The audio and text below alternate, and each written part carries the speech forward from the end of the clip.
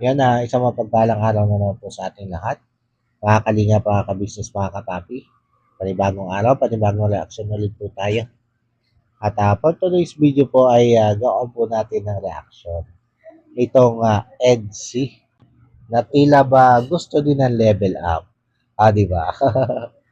Pero bago po natin na ipagpatuloy itong ating gagawin reaction video para dito sa EDSI ay syempre ang lagi po nating paalala na patuloy lang po nating suportahan ang ama ng kalingap na walang iba kundi si Kuya Bal Santos Matubang.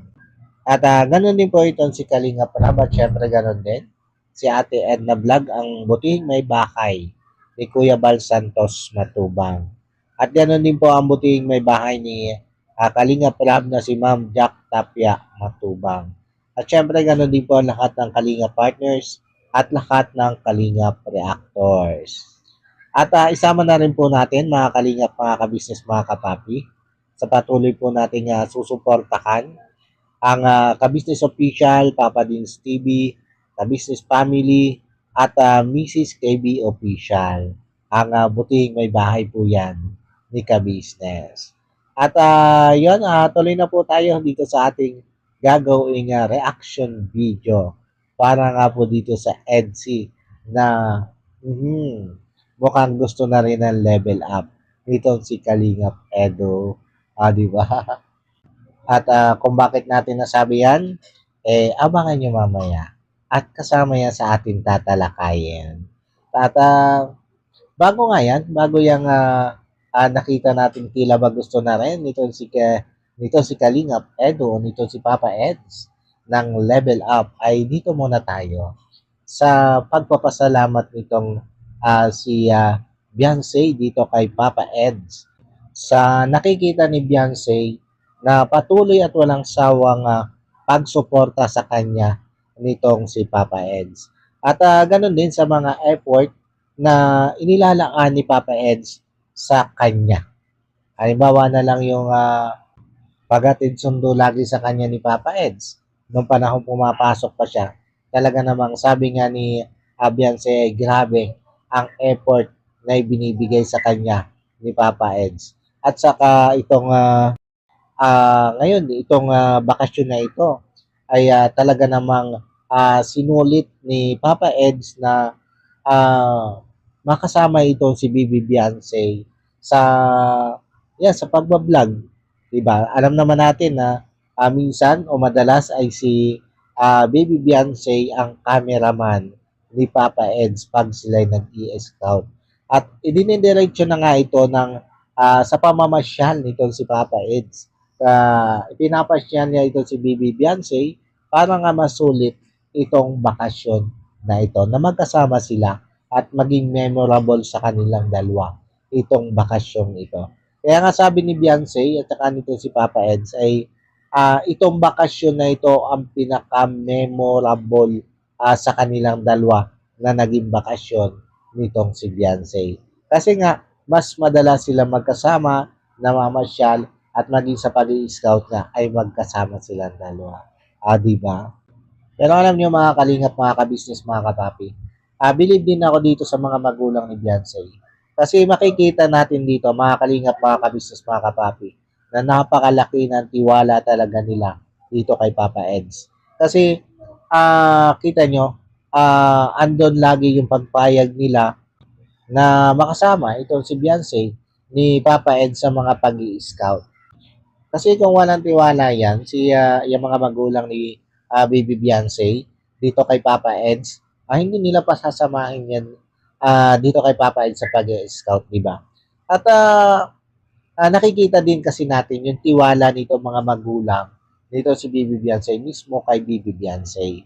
Kumbaga malaki din kasi ang tiwala nila kay Baby Beyonce na hindi ito lalampas sa limitasyon na ibinibigay nila o sa limitasyon na alam nito si Beyonce. At kampante din sila na maging itong si Papa Eds ay ere-respeto itong kanilang anak na si Bibi Beyonce. Yan yung maganda kasi dyan. Yung makuha mo ang tiwala ng mga magulang mo. Diba? At dito naman kay Papa Eds ay nakuha niya ang tiwala ng magulang ng babaeng mahal niya. Kaya naman ganyan ang tiwala na ibinibigay sa kanilang dalawa ng mga magulang ni Bibi Beyonce. At yan yung pinakamahalaga kasi mga kalingap, mga kabisnes, mga kapapi.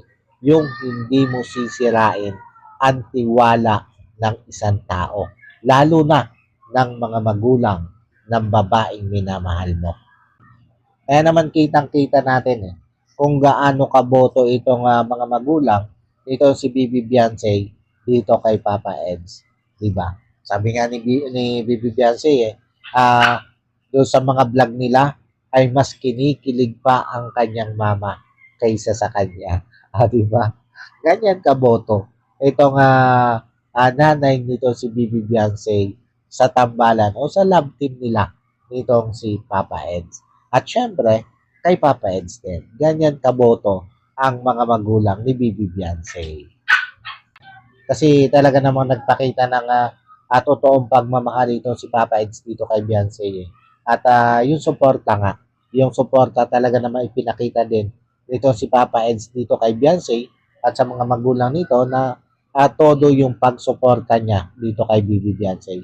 Katulad na lang halimbawa nito, kinumusta ni Papa Eds ito si Beyonce at nabanggit nga dito ni Beyonce na medyo nag-aalala siya doon sa magiging tuition fee nitong si Beyonce kasi nakapag-enroll na nga ito sa college. Pero yun, sabi nga ni Papa Eds, andyan naman ang kalingap at kung sakali nakakapusin pa rin, ay handa naman siyang sumuporta o magdagdag para dito kay Bibi Beyonce. Di ba? Ganyan kasuportado nito si Papa Eds, ito si Beyonce. Kaya paano ba namang hindi may love dyan si Beyonce? Di ba?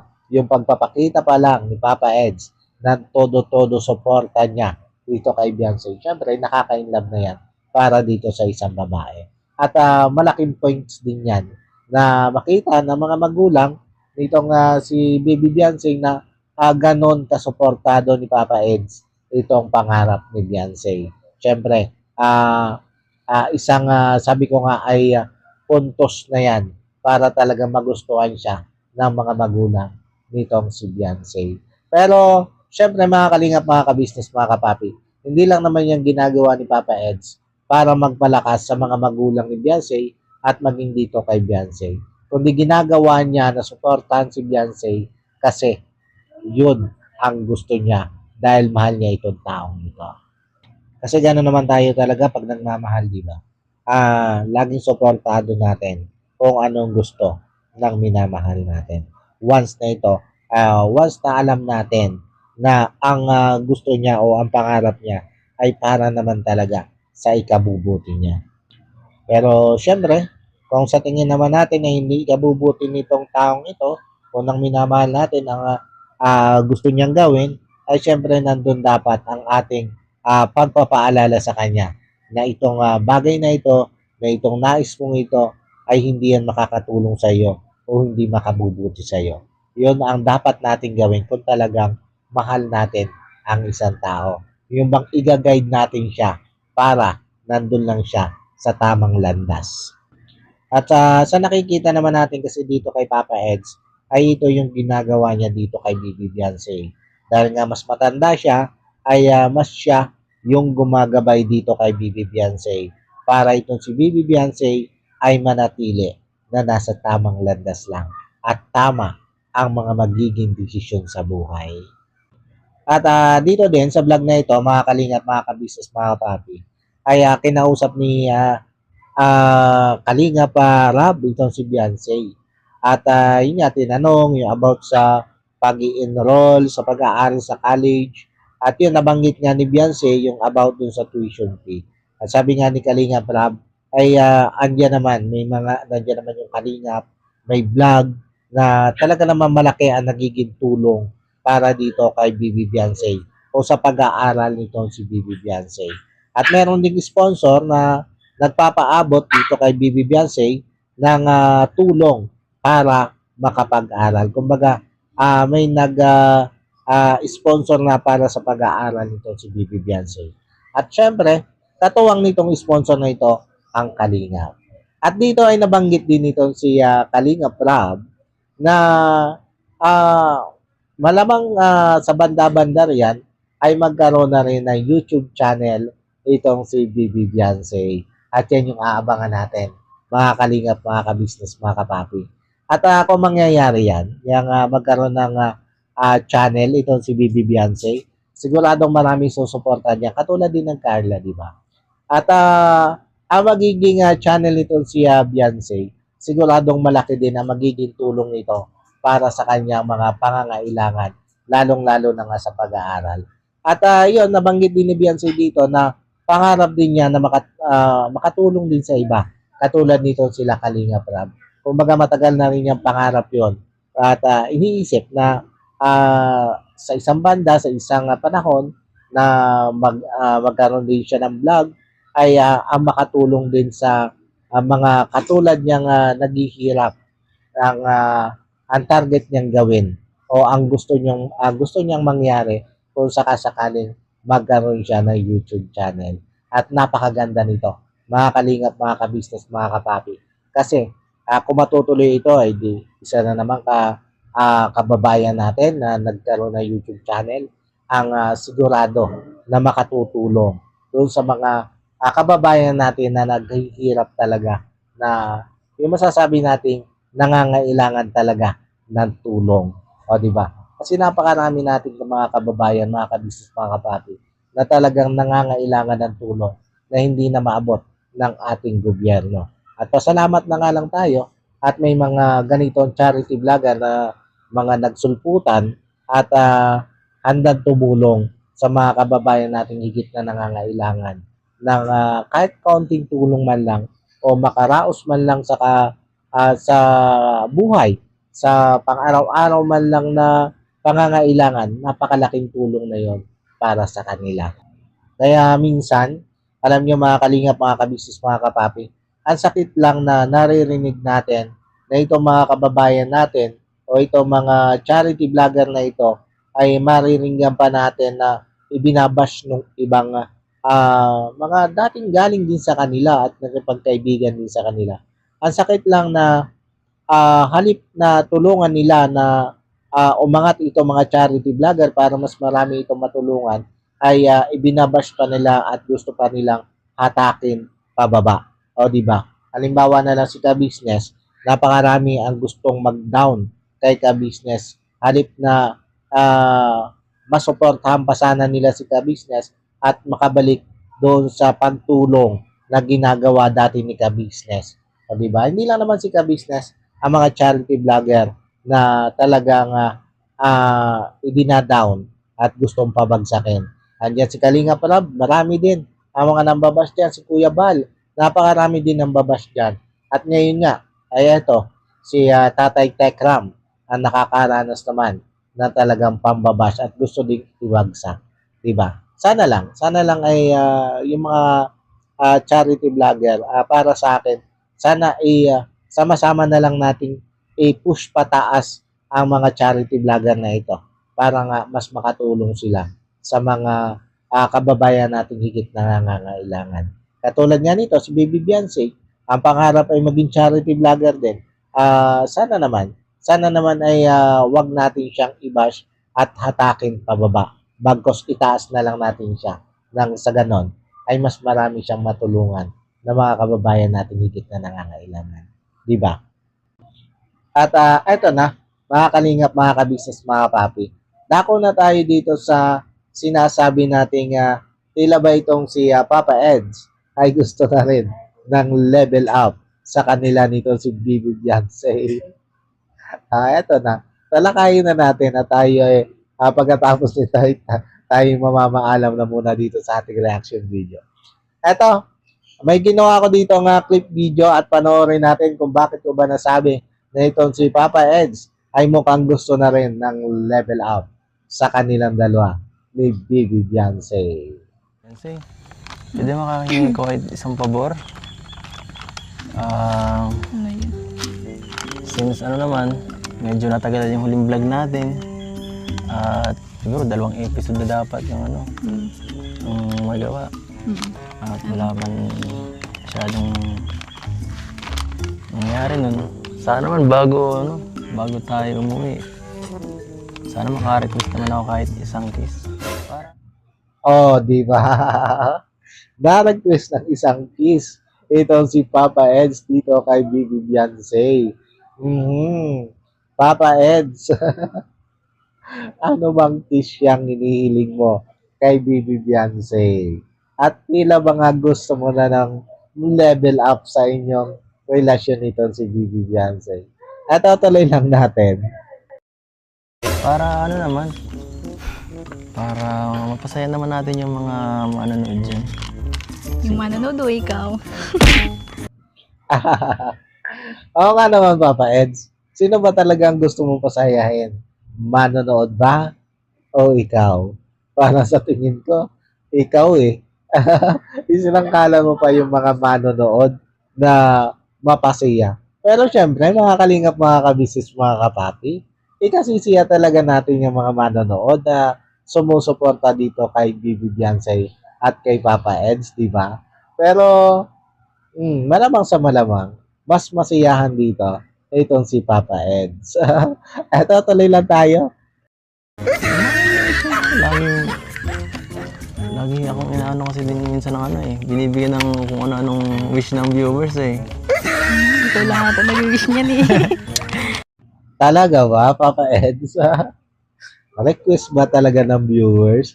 Parang wala naman yata akong nakikita nagre-request na viewers ng kiss mula kay Bibi Beyonce.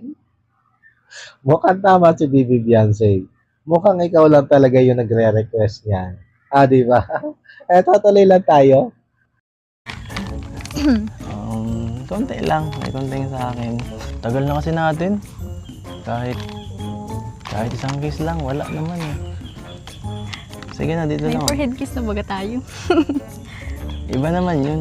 Iba naman yung sa pisngi. Iba pati yun ngayon. Sa pisngi lang pala naman, Bibi Beyonce. Sige na, pagbigyan mo na ito si Papa Eds para naman masiyahan din ang mga viewers. At yan nga, mga kalingap, mga kabisnes, mga kapapi. Sa pangungulit na ito ni Papa Eds, ay pinagbigyan siya nito si Bibi Beyonce. Kaya lang, eto, panoodin nyo. Our hearts beat to the city streets. We began to feel the fire. We rise like Okay na po tayo. Kuya Edo! Kuya Edo! Kuya Edo!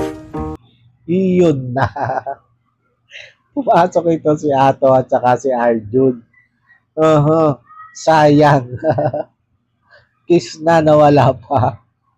Panira talaga sa moment itong dalawang ito kahit kailan. Diba? hindi tuloy na tuloy yung kiss ni Beyonce sa pisngi ni Papa Eds. Nako talaga, Arjun at saka Kuya Ato. Kayo talaga kahit kailan. Panira ng moment. At yan, paano po mga kalingap, mga kabisnes, mga papi? Hanggang dito na lang muna po itong ating reaction video para nga po dito sa EDSI. At sana po ay nagustuhan nyo itong mumuntikong reaction video nito. At yun muli po ay maraming salamat po sa patuloy pong sumusuporta at patuloy pong tumatangkilik sa aking mga ginagawang reaction video. Maraming salamat po. At yun po, syempre bago po tayo magtapos, ay ang lagi po nating paalala na wag lang po natin kakalimutan patuloy na suportahan ang ama ng kalingap na walang iba kundi si Kuya Bal Santos Matubang. Ganon din po ito si Kalingap Rab at syempre ganon din si Ate Edna Vlog, ang butihing may bahay ni Kuya Bal Santos Matubang. At ganon din po ang butihing may bahay ni Kalingap Rab na si Ma'am Jack Tapia Matubang. At syempre ganon din po ang lahat ng Kalingap Partners at lahat ng Kalingap Reactors. At isama na rin po natin sa patuloy natin susuportahan ang Kabisnes Official, Papa Dins TV, Kabisnes Family at si Mrs. KB Official. Ang butihing may bahay naman po yan ni Kabisnes. At ganon din po ang lahat ng kagwangs ni Kabisnes at lahat ng reactors ng Kabisnes. At suportahan din po natin mga kalingap, mga kabisnes, mga kapapi. Yung ilalagay ko dito sa screen ko, suportahan po natin ito. At eto po sila. Our hearts beat to the city streets. We began to feel the fire. We rise like tall buildings as the chemicals they take us higher. At yan po, muli po ay maraming salamat po sa inyong lahat. God bless po sa inyong lahat. I love you all. Bye-bye.